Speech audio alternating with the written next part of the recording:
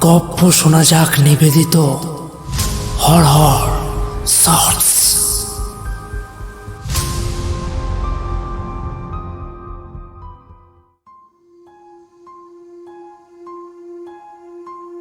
রমজান মাসের শেষের দিকে ঈদ আসি আসি করছে। ছোট্ট শহরটির দোকানপাটে উপচে পড়া ভিড়। তবে রাত 2টোর মধ্যে কেনা বেচা মোটামুটি শেষ হয়ে যায়। সে রাতে দোকানিরা ঝাঁপ বন্ধ করে বাড়ি ফেরার আয়োজনে ব্যস্ত। শহরের নামকরা শাড়ি দোকান রূপসী শাড়িঘরের মালিক চান মিয়ারও প্রায় কাজ শেষ। কর্মচারী দুজনকে বিদায় করে হিসেবের খাতা বন্ধ করল চান মিয়া। উঠতে গিয়ে আবার বসে পড়ল সে। সামনে দাঁড়িয়ে এক ভদ্র মহিলা, সুন্দরী। বিস্মিত হলেও নিজেকে সামলে নিলেন চান মিয়া। দেখুন, আজ তো দোকান বন্ধ করে দিচ্ছি, আপনি বরং কাল আসুন। মহিলাটির বাঁকা ভুরু সামান্য কুঁচকে গেল। নীল পাথরের মতো স্থির দুটো সুরমা টানা চোখ নিমেষের মধ্যে যেন ক্রোধে ঝলসে উঠল। কোনো কথা না বলে ডান হাতের তর্জনী তুলে উপরের তাকের একটা দামি শাড়ির প্যাকেট দেখালো মহিলাটি। কাঁচা সোনাবর্ণের চম্পাকলি আঙুলে আংটিটি ভীষণভাবে ঝলমল করছে। কেমন যেন ভয় ভয় করছে চান মিয়া। রাস্তার দিকে তাকালো সে।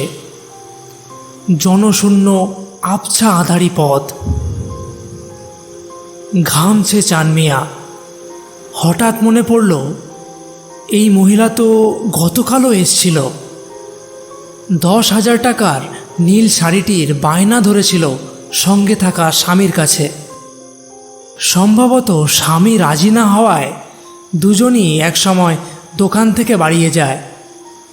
ক্রেতার ভিড়ে ওদের দিকে খেয়াল করার ফুরসত ছিল না তার।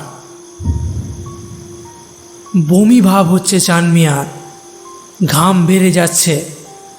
কানে আসছে আজকের সকালের ক্রেতাদের ভিড়ের মাঝে কিছু কথা। আরে মিয়া, আজকের কাগজ পড়েননি? ওই যে এক সুন্দরী মহিলা গত রাতে আত্মহত্যা করেছে। কেন? আরে স্বামী বেচারা 10,000 টাকা দামের শাড়ি কিনে না দিতে পারায় আত্মহত্যা করলো মেয়েটি। তারা দিল মেয়েটা। গোলাপি ঠোঁটের কোণায় নিষ্প্রাণ হাসি। কি যেন ঘটতে যাচ্ছে। মরিয়া হয়ে উঠেছে চান মিয়া। কাঁপা কাঁপা পা দুটো একরকম টেনে তুলে দাঁড়ালো চান মিয়া। অবশ হাত বাড়িয়ে শাড়ির প্যাকেটটা তুলে দিল মহিলার হাতে। একবারও মনে হলো না শাড়িটার দাম 10,000 টাকা। জ্ঞান হারাচ্ছেন চান মিয়া।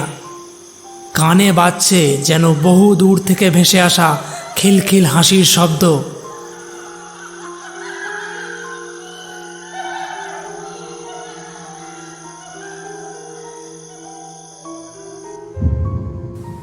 পরদিন সকালে রূপসী শাড়িঘরের সামনে অনেক মানুষের ভিড় জমেছে।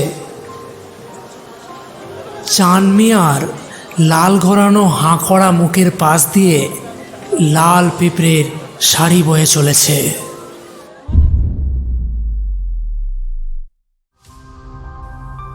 গপ্প শোনা যাক নিবেদিত হর হর শর্টস।